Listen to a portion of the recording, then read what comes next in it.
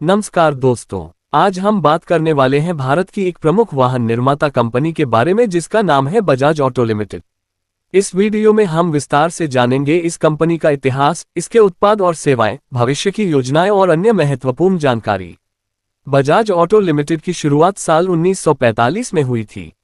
शुरुआत में ये कंपनी छोटी वाहन निर्माता के रूप में काम कर रही थी, लेकिन समय के साथ यह भारत और दुनिया की प्रमुख वाहन कंपनियों में शामिल हो गई। 1970 और 1980 के दशक में बजाज ऑटो ने अपने स्कूटर और मोटरसाइकिल से भारत में लोकप्रियता हासिल की। 90 के दशक में कंपनी ने 3 पहिया ऑटो रिक्शा का निर्माण शुरू किया। इससे शहरी और ग्रामीण परिवहन में यह एक भरोसेमंद विकल्प बन गई।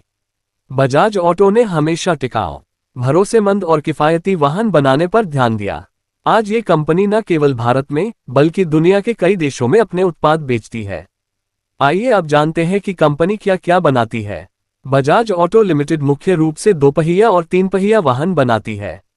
मोटरसाइकिल में पल्सर सीरीज युवा वर्ग के बीच बहुत लोकप्रिय। इसमें स्पोर्टी डिजाइन, पावरफुल इंजन और अच्छा माइलेज मिलता है।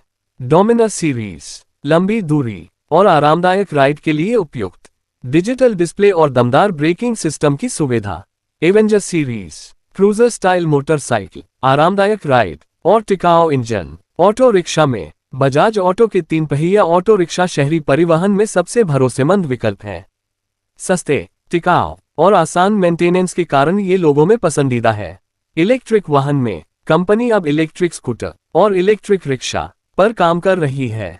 इससे पर्यावरण को कम नुकसान होगा और पेट्रोल डीजल पर निर्भरता कम होगी।